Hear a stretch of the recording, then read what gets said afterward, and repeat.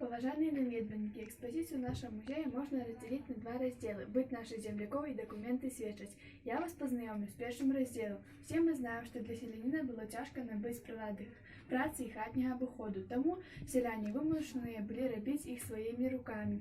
У музеі у нас ёсць цэдр, у ім гатавалі ежу для жывёл, маслабойка для збівання масла, сметаны, частка конской вупражы, хомут и дуга, лопата для выпечки хлеба, вілы, малацільны цэп.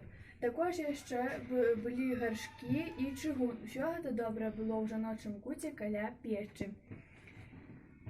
Падстрэчнікі для пабудовы жылля, частка церніцы. Добрым селянінам счытаўся той, які мог дома змалоць сабе муку. Також і ў нас ёсць у музеі два жорны, з дапамогай якіх малолі муку.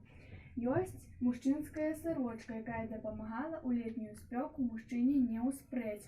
Лапці служылі ім 3-10 дзён. Рабіліся яны не вельмі цяжка, рабіліся з кары дрэў. Но яшчэ абутак быў і скураны, но гэты абутак насілі багачы. Зімовым вечарам жанчыны і дзяўчыны сядзелі і ткалі воўну, вышывалі макаткі, ручнікі, сурвэткі.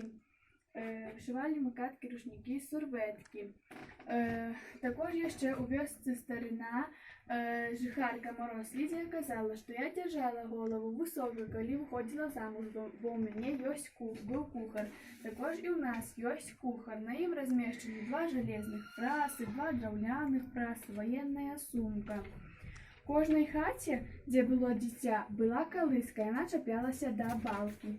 Но калыску пустою калыхаць нельга было, бо казалі, што дзіця будзе плакаць.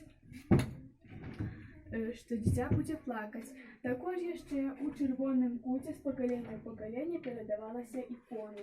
А зараз, паважаныя наведвальнікі, перайдзем да другога раздзелу нашага музея.